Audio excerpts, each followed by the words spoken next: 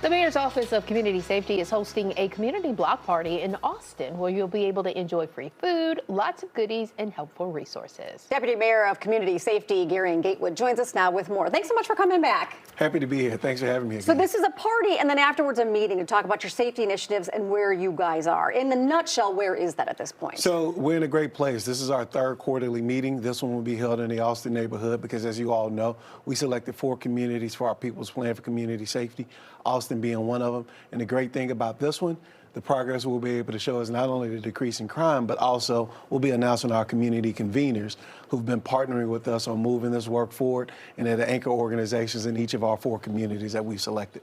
Well, the biggest thing right now out there with community safety is the disappearance of ShotSpotter.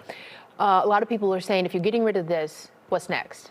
What do you replace it with? What do you do to make up for what's being missed with that? Yeah, absolutely. So we launched an RFI a couple of weeks ago, a request for information, because we wanted to see what other forms of technology were out on the market that we could bring into the city of Chicago. The RFI closes November 1st, so we'll be able to see all the results of that. And in the meantime, we're exploring options for pilots to go up in communities around the city. We're still exploring to see what those options are and what those pilots could be, but we're really excited about what the outcomes can be of the RFI.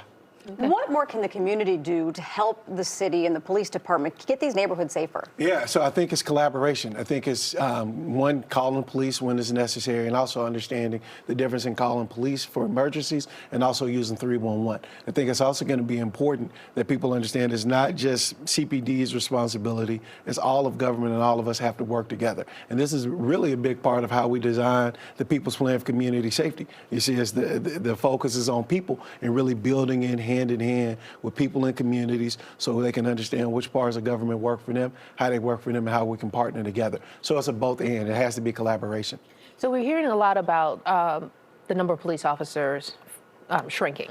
Is there any effort to try to get a lot of these community members to now start joining the police force, getting involved in the actual physical safety of their community? Well, so we never stopped the recruiting for police officers, and we know that this is an issue not just here in Chicago, but across the country. This is why we've also started to expand different forms of first responders, right? You even see folks on the ground in community-based organizations doing community violence intervention work. I think we have the largest community violence intervention workforce in the country here in the city of Chicago, but that's not enough. So we continue to find different ways for people to partner to be better parts of the public safety system and the community safety system, really finding different ways to work together. As you all may both know, we did a lot of work in expanding our civilian positions in the Chicago Police Department over the last year to bring more civilians on into the workforce to really help with the work that we're doing to build those relationships between government and community.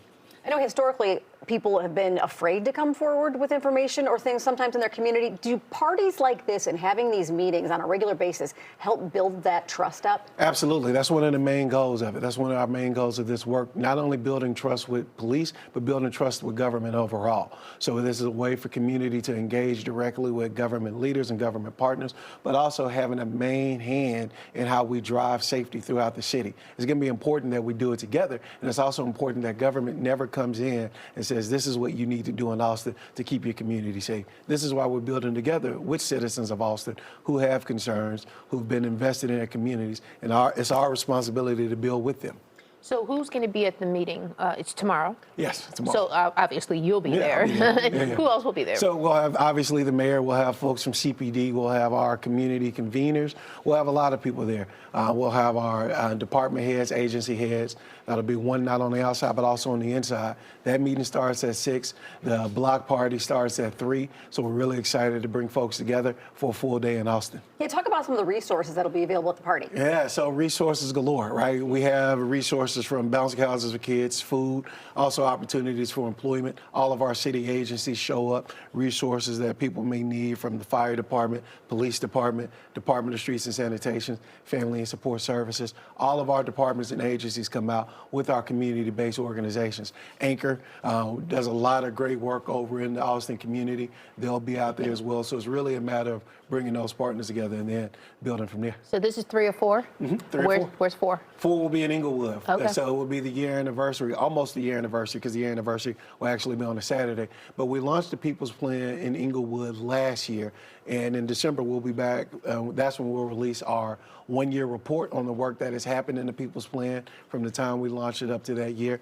This one will be announcing our community conveners. A ton of work to do, but we're really excited about it. So full circle moment at that point. Yes, indeed. Thank you so much for being here. The party is tomorrow from 3 to 5, was mentioned. The meeting is afterwards at Moore Park Fieldhouse over there on West Adams.